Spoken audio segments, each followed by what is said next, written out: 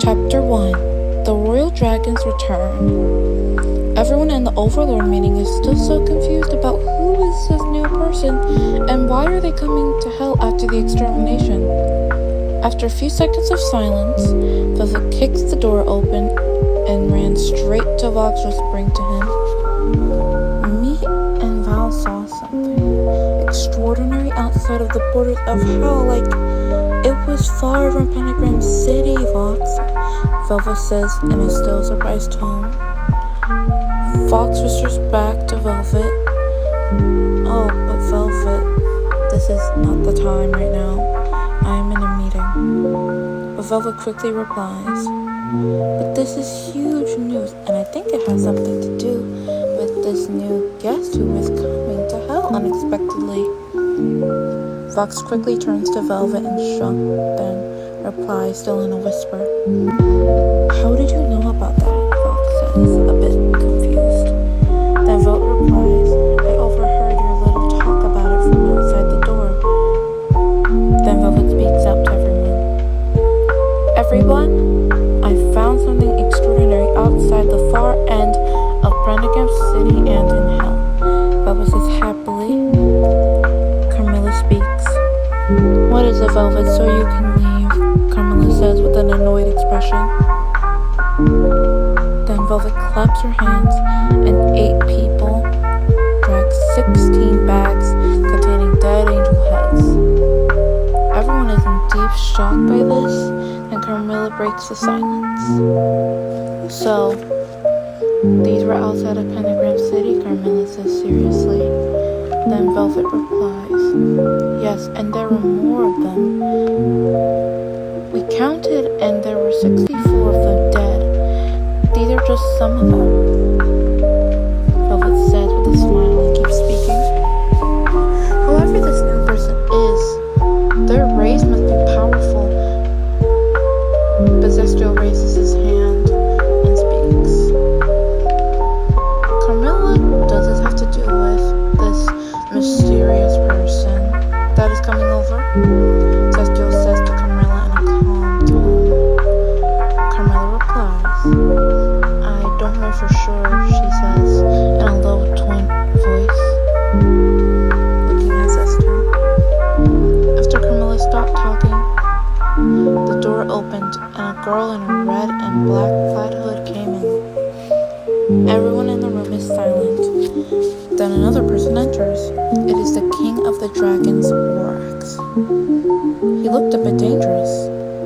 He had big black horns, 6-pack abs, short black hair, with green and red bangs, brown skin, dark green and black eyes that looked into people's soul, black tail that had spikes at the end.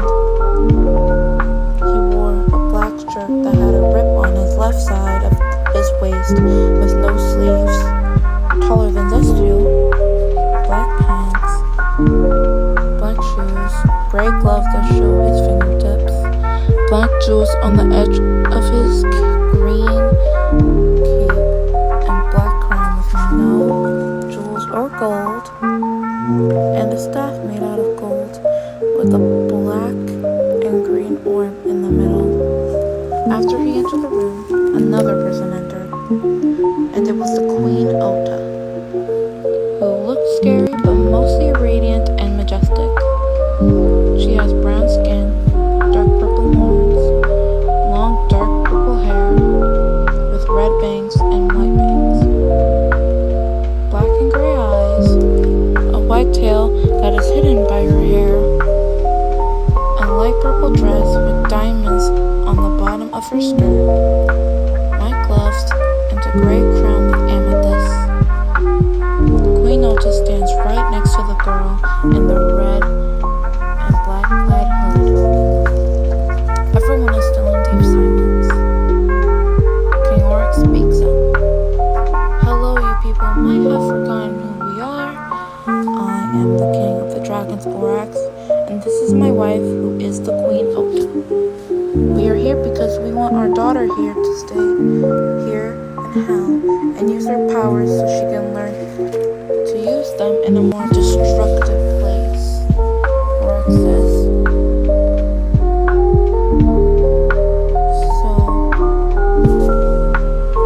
So Carmilla replies, well, we need a place to put your daughter in, and some of the places in hell are kind of dangerous, Carmilla says in a low voice, but being careful with her words. Queen Ota replies, then we will bring her to Lucifer and ask if she could live at that little hotel, and then we will go from there, Ota says in a nice voice. Carmilla replies, well, alright, if that's everything, this meeting is over. After Carmilla says that, all the overlords leave, and so do the royal dragons. After 20 minutes, King Orax, Queen Ota, and their daughter start to speak about the rules for their daughter when she is in the hotel. Oho, Queen Ota says to her daughter, who is still silent. The rules are, use your powers inside your room or in a wide space so no one will be able to see your powers. Make sure you hide your horns and tail at all times. Use your magic book to train. If you want to fly, use your invisibility spell like how we are using it now. Make sure to look for cars in hell because if a car hits you, the car will break. And last but not least, control your emotions around others, especially your anger. Oho nods at the queen. Ota's rules and looks around as the three of them secretly took a flight to the Hazbin hotel. Oho sees so many sinners killing each other, yelling, screaming, fighting, and she thinks that this place looks like a mad mayhem. But she doesn't care much about it since she thinks a lot of things are mad around her most of the time. Sometimes I wonder if any place is stable enough to handle each other, Oho says in her mind while looking around hell still, taking it all in. After a while, they land near the doors of the Hazbin Hotel. King Rex turns to Oho, then speaks. Make sure to behave yourself while you stay here, okay? Oho nods to her father, but she thinks that she doesn't need rules. But her parents say that she needs to listen and obey the rules. So that's what she did. She obeyed the rules and let her parents tell her what to do. And she says in her mind, I guess I'm gonna have to listen to them this time. And I don't know if I really want to do this, but at least I'll be able to get away from multiple things.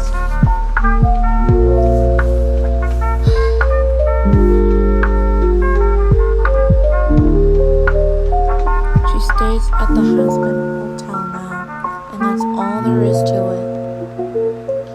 She didn't know how this will all turn out, but she will do what they told her to do while she stays at the Hazbin hotel.